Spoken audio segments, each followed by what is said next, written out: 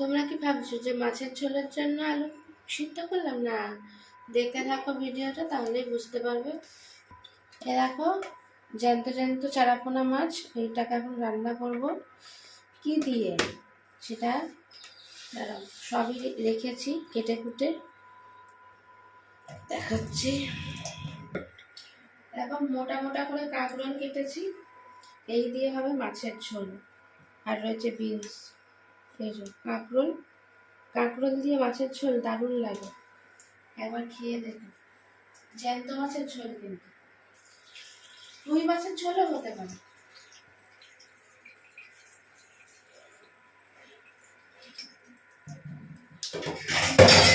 মাছগুলো হতে হবে টাটকা।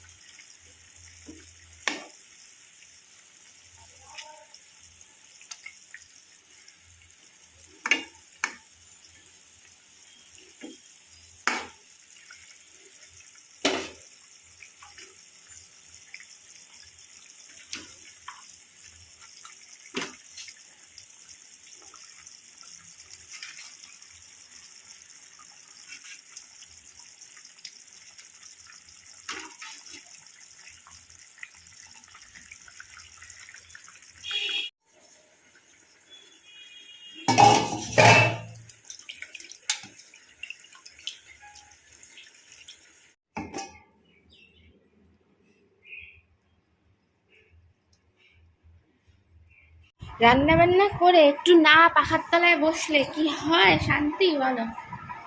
অপেক্ষা, সবাই যে যার উঠছে, উঠে ব্রাশ হবে, তারপরে এখন মাকে আমি চা করে দিলাম। মা দাঁত নামে যে চা খেয়ে নেবে দেখো। এবার মা বলবে কি হলো তো, তুই চাটা দিলি কেন? আমি তো বললাম আমি ব্রাশ করে আসি তারপরে খাবো। আসলে না, চাটা ঠান্ডা হয়ে যাবে, ঠান্ডা চা একদমই মা পছন্দ করে না। ভালো করে সুন্দর করে চা করে দিয়েছি, খেয়ে নাও বাবা শান্তি করে। লোকে বেডটি খায় না, কী হয়েছে? দেবার লোক তো আছে নাকি? রোজ চিনি তো নিজের হাতে করে খাও, আজকে আমি করে দিলাম, তাই জন্য বললাম খেয়ে নাও। তারপরে ব্রাশ করবো, তো ব্রাশটা করছে এখন। বাবা এখন ঝুপঝুপ করে যাচ্ছে। সে তো মানে এই ঘর থেকে যখন যাবে তখন এইরকম করে দেখো,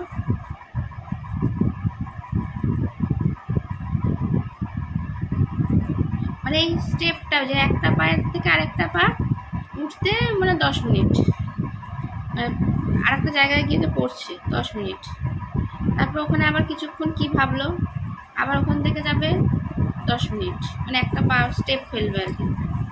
সেই করতে করতে তো অনেকক্ষণ টাইম হয়। বললাম তাহলে আমি একটু পাখার তলায় বসে একটু রেস্ট নিয়ে নিই। রান্নাবান্না কমপ্লিট এখনকার মতন আপাতত। আবার এখন শুধু কাজকর্ম রয়েছে। এই রান্নাটা হলো বিশাল কাজ বুঝেছো। আর মা এটা করতে হিমশিম খেয়ে যায়। হিমশিম খেয়ে যায় মানে কি, যদি একটু বেলায় রান্না হয় না, তাহলে সারা দিন কীভাবে ওই রান্না নিয়ে কেটে যাবে কিচ্ছু বলতে যাবে না। আর এই সকালবেলা রান্না হলে একটা দিকে কী বলো তো, খাওয়াটাও ঠিকঠাক টাইমে হয়ে যায়। মানে এই সব ঘুম থেকে উঠেই খাওয়া হয়ে যাবে গরম গরম ভাত, যেহেতু অভ্যাস। আসলে অভ্যাসটা ছিল, আগাগোড়াই ছিল। কারণ আর তো বাবা যখন কাজে যেত তখন এরকম ভোরবেলা রান্না হয়ে যেত, অনেক ভোরবেলা, তখন তো আরও ভোরবেলা। এখন তো একটু বেলায় তাও হয়, কিন্তু বেলাও মানে কি মা যখন করে তখন বেলায়, সেটা বলছি না। মানে আমি এখন করলাম তো অনেকটা বেলায়, কিন্তু সকাল বলতেও অনেকটাই। ধরো এখন কটা বাজে, এখন 9:30 10টা বাজতেই যায় প্রায়। আর মায়ের আমার বাবাকে রান্না করে দিত তখন কটা বাজে, 5:30 5টা এরকম সময় উঠতো না, রান্না বসিয়ে দিত। আরও আগে উঠতো, কারণ বাবা 6টার মধ্যে হায়েস্ট 6টা 10-15-এর মধ্যে বেরিয়ে যাবে। এর একটুও নড়চড় হবে না। আর যদি এর থেকে নড়চড় হয়, মানে আর 10-15 মিনিট লেট হয়ে যায়, তাহলে সেদিন কাজ ব্যাস হয়ে গেল, ছোটি হয়ে গেল, ছোটি বুঝেছো। একটা ট্রেন মিস হলে আর গিয়ে গেটের সামনে থেকে, এমনও অনেক দিন হয়েছে গেটের সামনে গিয়ে ফিরে চলে এসছে, ঢুকতে দেয়নি আর কি, মানে লেট হয়ে গেছে। নিয়ম যেটা নিয়ম সবার জন্য, যেহেতু নিয়ম ভাঙলেই জানে, একজনকে ভাঙলে কি বলো তো, মানে ওটা কোনো ব্যাপার না, জানে বাবা কামাই করে না সব কিছু, কিন্তু ওই নিয়মটা যদি ভাঙা হয় না, যারা ওখানে থাকে বা ওখানে যারা ধরো কাছাকাছি থাকে আর কি, তারাও কিন্তু রোজ দিনই ওটা বলবে, ওই যে সেদিনকার দেখেছি ওনাকে ঢুকতে দিয়েছো, তাহলে আমাদেরও দেবে।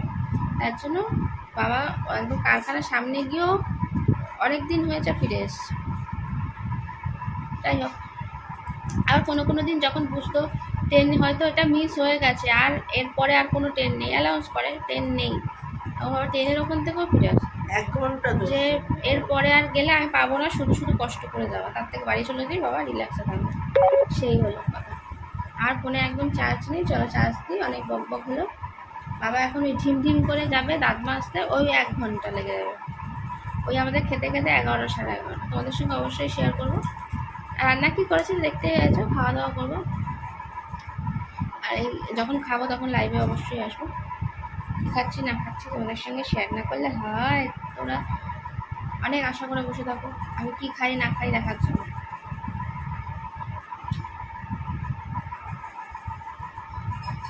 লোকটার রুম কালো হয়ে গেছে কেন আমি যাই না। ফোন দেখতে ব্যস্ত হয়ে গেছে, আমি ঘুমোতে। বাবা এত হাঁটাচলা না করলে তো ব্যথা করবে, কি করার আছে বলো। কোমরের বেলটা আছে, ওষুধ খেয়ে কোনোদিন হয় না। ওই যে কোমরের বেলটা আছে, কোমরের বেল পড়বে। আরে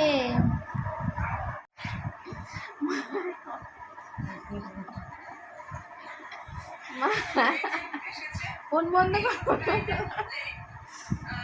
কয়েক মানে দুটো কথা, যাই হোক বাবা শুধু উল্টো পাল্টা কথা শোনে, বাবা উল্টো পাল্টা কথা শোনে, জানো তো।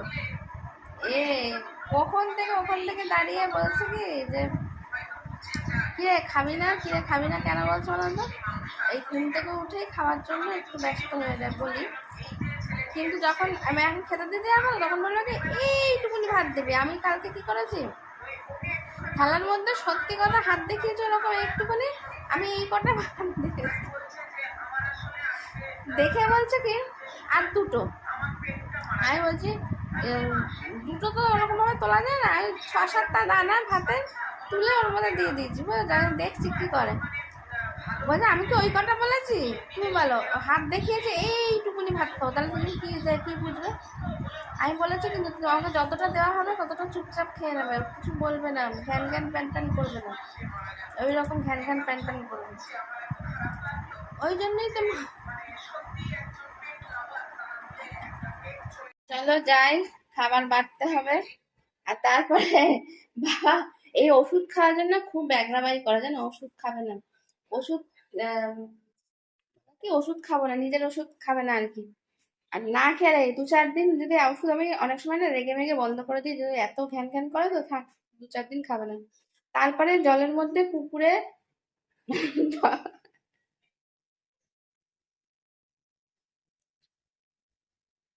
পুকুরের টয়লেট করে দিয়েছে, বলবে এসব, জানো, উল্টো পাল্টা, উল্টো সব উল্টো পাল্টা করবে তখন। তখন বলো, তখন মনে হয় না, কি মনে হয় বলো, এই মানুষটাকে দেখতে যতটা ভোলা ভোলা লাগছে ওরকম ভোলা ভোলা কিন্তু নয়। তারপরে শুরু করে দেবে জলে, এই জলের মধ্যে ডেকে নিয়ে আসবে, ধরো শুয়ে আছি, একদিনকার ওরকম করেছে। একদিন মানে আগে করতো, আমি মাঝে কদিন বন্ধ করেছিলাম ওষুধটা, যে দেখি কি হয়। আমি জানি এসব ওষুধ খাওয়াটা শরীরের পক্ষে কতটা খারাপ, কিন্তু ডাক্তার দিচ্ছে মানে তো এটা চলবেই, তাই না। আর ডাক্তার বলেইছে যে যেমনি আমাদের প্রেশার সুগার যেরকম হলে সারা জীবন আর কোনো দিন মানে ওষুধ ছাড়া যায় না, ছাড়লেই প্রবলেম, এটাও কিন্তু সেই অবস্থা। যদি তোমরা ভাবো যে উনি বলছে বলে তোমরা ওষুধ বন্ধ করে দেবে, তাহলে কিন্তু প্রবলেম শুরু হয়ে যাবে। তা 2-4 দিন বন্ধ করলেই শুরু হয়ে যায়। কি শুরু হয়, প্রথম থেকে শুরু হয় যে জলে, ফার্স্ট টাইম শুরু হয় জলে, পুকুরের টয়লেট, এই দিয়ে শুরুটা হয়। তারপরে তো এটা ওটা রয়েছে, তারপরে জল ফেলে দেওয়া, জল না খাওয়া, জল মানে আমি ধরো বললাম যে আজকে বোতলটা মানে ধরো সকালবেলা এখন 2টো বোতল ভরা হবে, এই বোতলটা কিন্তু সারাদিনের মধ্যে শেষ করতে হবে। তো কি করবো বলতো, জল ফেলে দিয়ে শেষ করে দেবে না, আমাকে দেখাতে হবে, তার জন্য বেসিনে ফেলে দেবে, দিয়ে দেখাবে বোতল খালি। তাই ভাত বাড়ি খেতে দিয়ে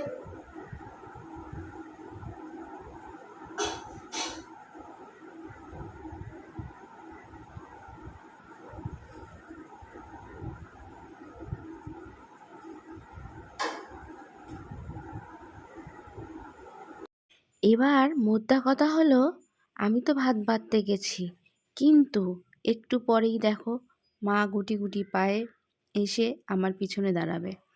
কেন বলো তো? এর জন্যই যে মাকে যাতে আমি ভাত কম দিই, আমি নাকি একটু বেশি দিয়ে দিই। তার জন্য দেখো, যেই আমি একটু সরে যাব অমনি তোলাতুলি শুরু করে দেবে, মানে মাকে একদমই অল্প দেওয়ার কথা বলে। কিন্তু দেখো, একটা মানুষের তো একটা খোরাক আছে না, একদম কম দিলে তো শরীর খারাপ করবে, একদম কম খেলেও তো চলবে না। যতই তোমার শরীর মানে মানে শক্তিটা বজায় রাখার জন্য খাওয়া দাওয়া একটু করতেই হবে। আমি তাই বলি, তুমি তো একবারই ভাত খাচ্ছ, তুমি তো বারবার ভাত খাও না, তাহলে মোটামুটি একটা পরিমাণ মতন খাও। কিন্তু না, তাই জন্য সামনে গিয়ে দাঁড়িয়ে রয়েছে, বাবাকে দিয়ে দিল। এবার চলো বাবাকে গুছিয়ে দিই।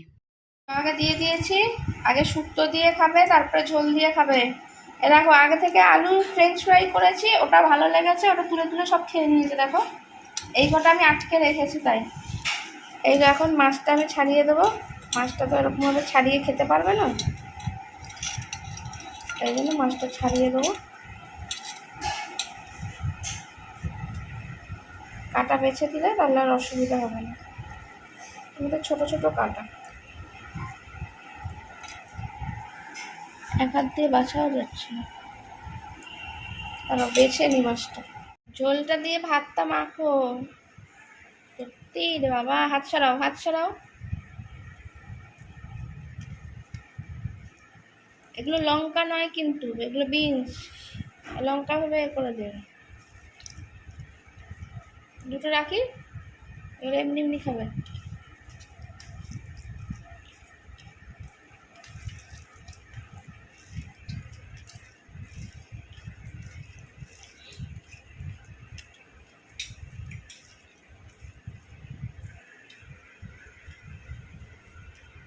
ঝোল দিয়ে মেখে এবার এটা দিয়ে খাও। এই নাও আলু ভাজা নিয়ে নাও। করি এ দেখো, এই যে মাছের ঝোল, আর এখানে রয়েছে এই যে শুক্তো, আর এই যে ওখানে ফ্রেঞ্চ ফ্রাই করেছি। গরম গরম ভাত, চলো খেয়ে নিই। গরম হালকা ঠান্ডা হয়েছে ভাত, কিন্তু হালকা গরম এখনো রয়েছে। কেমন জবরদস্ত, খেয়ে নিই। শুক্তোটা কিন্তু আমার মা এক ঘর করে, দারুণ টেস্টি। এখন বাজছে বাসন, আর আমি এদিকে এই পাক ফাঁকগুলো সার্ফের জল করে মুছে দিলাম, বুঝেছ? তাহলে বুঝতে পারবে আর কি। এখন এই দিকটা না হলে আমি এই দিকটা গ্যাসটা মুছতে পারছি না, তাই মাকে বললাম বাসন কটা মেজে সরিয়ে নাও, তারপর আমি আজকে গ্যাসটা নিচগুলো ভালো করে সার্ফ দিয়ে মুছবো। মা আগে করে নুক, করে খালি করে নুক, তারপর